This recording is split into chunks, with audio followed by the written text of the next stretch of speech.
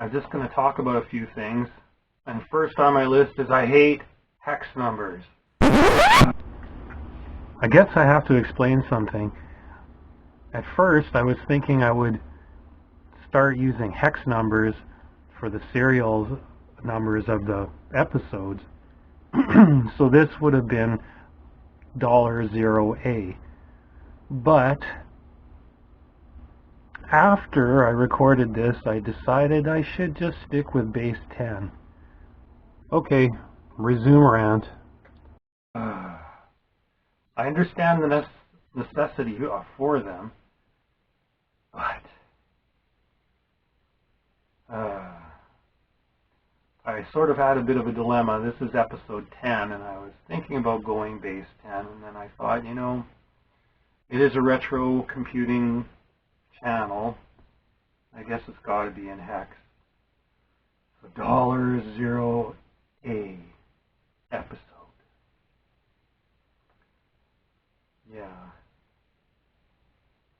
Maybe someday I'll be indifferent to hex, but at the moment I still hate hex. So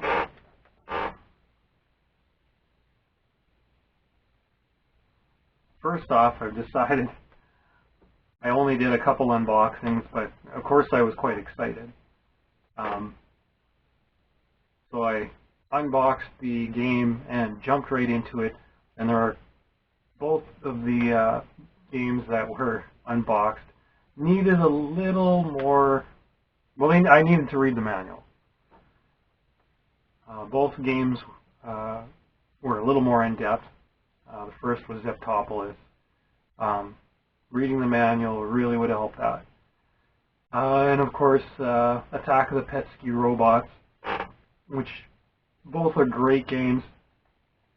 After reading the manual, I've gotten considerably further in both. So then, which leads me to the next point, is that I apologize for this mostly random, unscripted episodes. I think the thing was, I just sort of jumped into this. I was sort of inspired by Rod Hall from Futuro's 8-Bit. He's on his channel. He just plays games, and he's kind of humorous while he plays them. I thought, well, I'm probably not quite as funny as he is, but maybe a few people might enjoy me watching me play some games. So I did it, and I will continue to, but I hope to have my thoughts a little more organized, hopefully.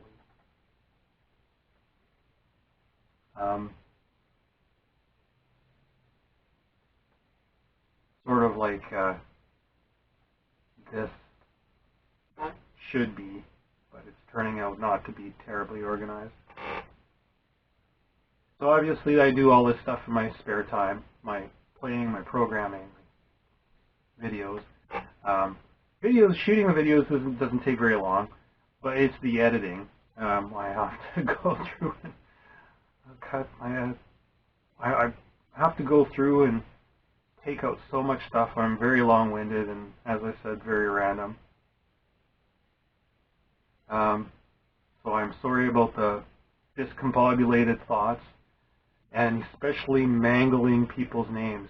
I'm so sorry. Sometimes I know, listening to them, I sound like John C. Reilly's Dr. Brule, just mangling name after name, or even things like NTSC.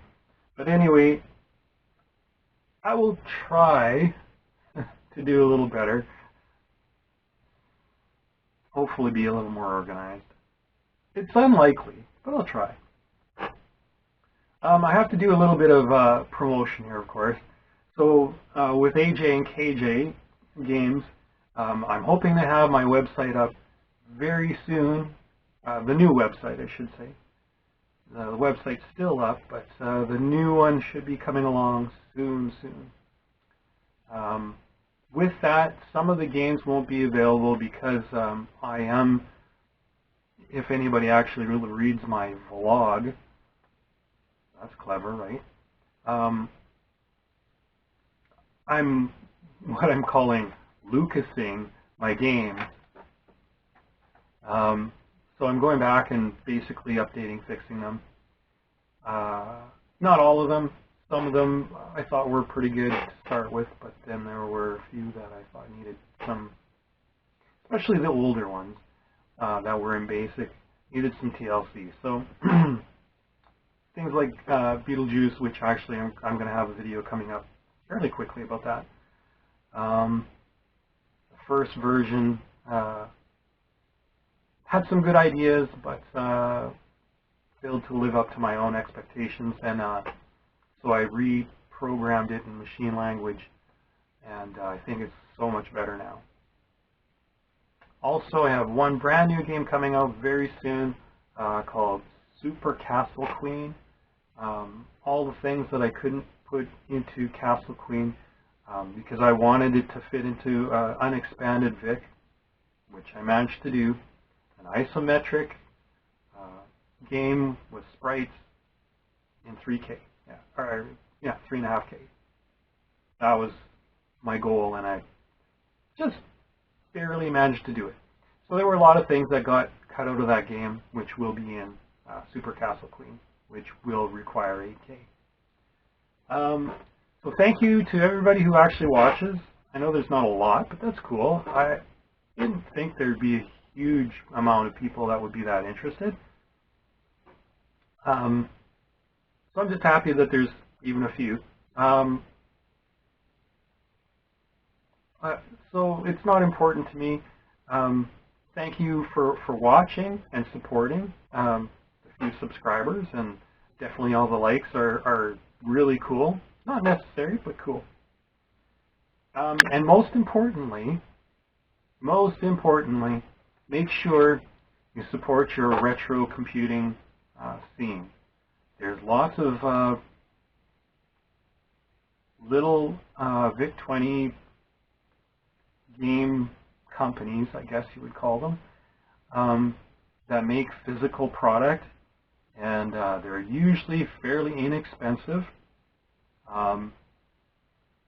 Even if you don't want to use the actual physical, say, cassette or whatever, just buy it for the collectability, I guess. You know, but also, most importantly, it supports these guys so that they can continue to program and make new things for the VIC. So I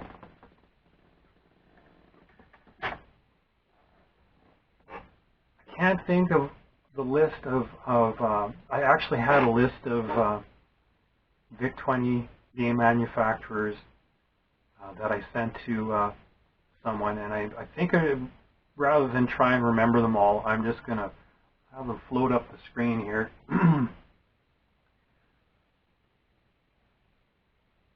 So definitely support these guys.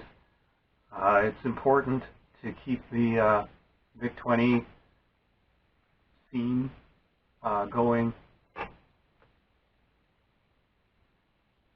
Here we are 40 years later, incredibly, still talking about amazing little machine that unfortunately can't even live up to something like this. But we still love it. We still love it.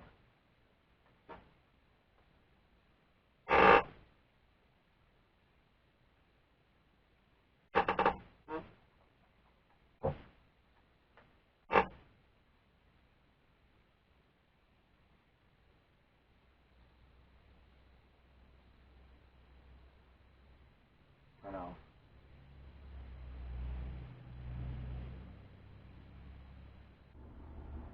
Whoa, I almost forgot about a most important thing.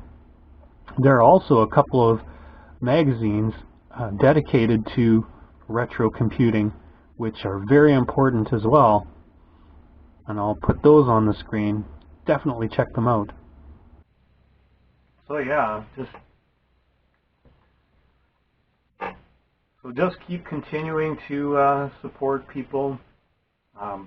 and websites like Denial, and people like Arthur Jordison, who has the CBM PRG starter, and of course Vice, one of our most important non-VIC things. Yeah, these are all great things. Actually, these are all things that I'm going to talk about in the future as well.